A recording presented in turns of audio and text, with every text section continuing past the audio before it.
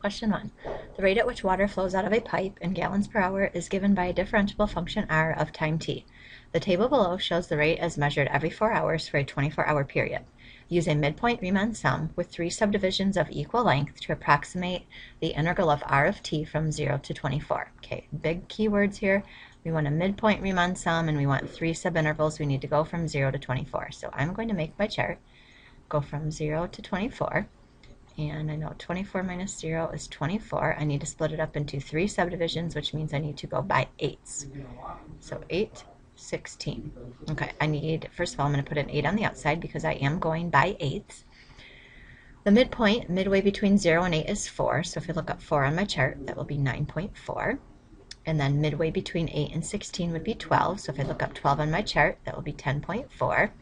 And then midway between 16 and 24 is 20, and if I look up 20 on my chart, it's 10.8. And then if I work that out, I should get 244.8. If I was at gallons per hour and I go backwards, I just drop off the per hour. So now I am just at gallons. Question 2.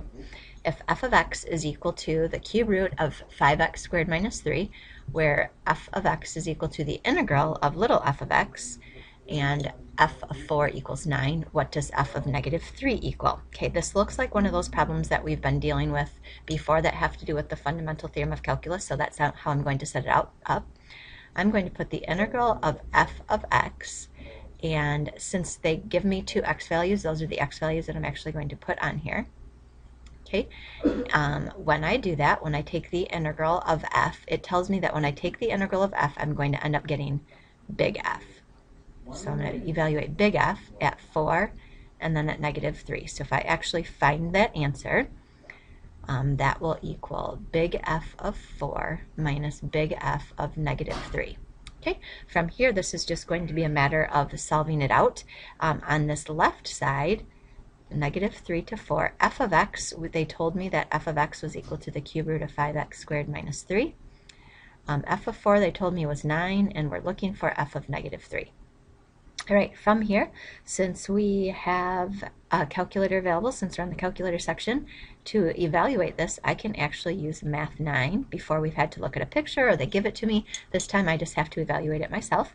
If I use Math 9 on my calculator, I will get 12.466. If you don't remember how to use Math 9, there is a video that shows you how to do that. I believe it was in 4.4 part 2.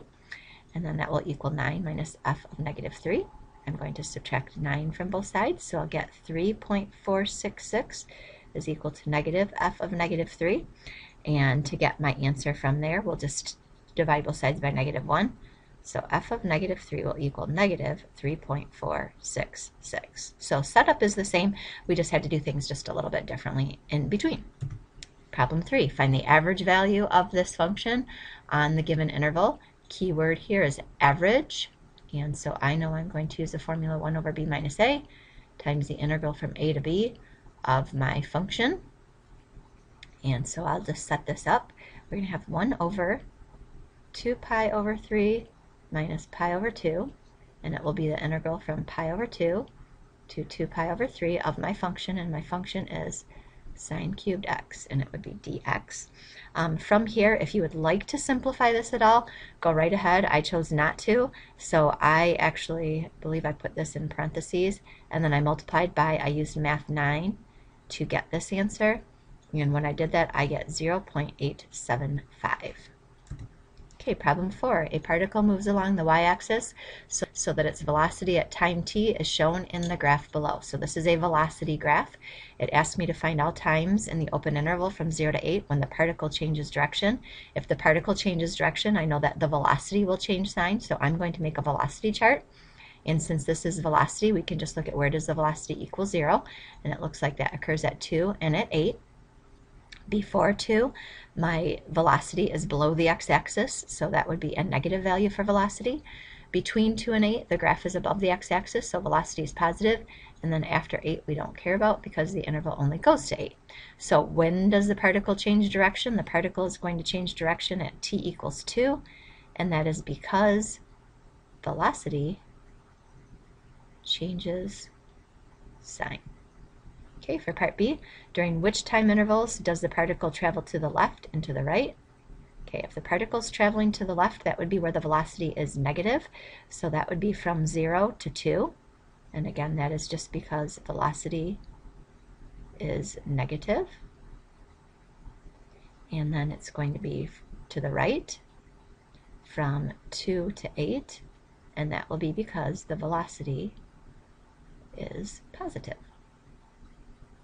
Okay, third part, find the total distance traveled by the particle over the interval 0 to 8. I know to get a total distance traveled, it is, the way that we would set it up is it's the integral from 0 to 8 of the absolute value of velocity. And so if I do this, I notice I need the absolute value of velocity. So I'm not even going to do this part. And I don't have a function, so I can't use Math9 or anything like that. I do have my velocity picture.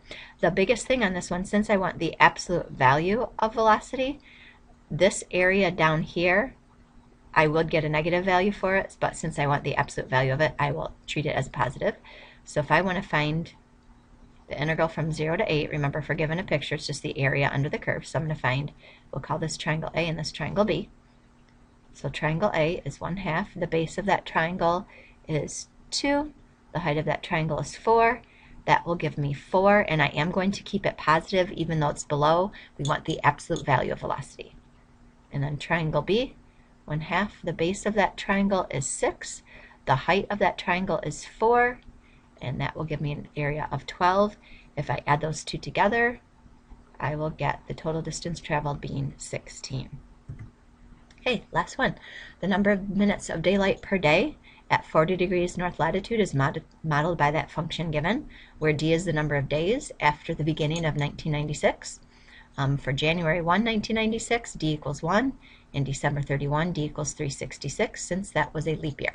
What is the total number of minutes of daylight in 1996? Okay, so this is the number of minutes per day. If I'm looking for a total number of minutes, I do not want the per day. And how do I get rid of the per day? We take the integral, and I'm going to take the integral from day 1 to day 366 because it said in the entire year 1996, and I'm going to take the derivative of that L of d function, and then this would be dd, I guess. And then from here, we can actually just use Math9 again to plug that in our calculator. So we'll actually plug this entire formula in our calculator. One key thing, we definitely need to make sure our mode is radians for this one. And when I do that, I'm going to get 266,978.956. And the units, it said find the total number of minutes, so this will be minutes. So that's how many minutes of daylight there was at that north latitude in 1996.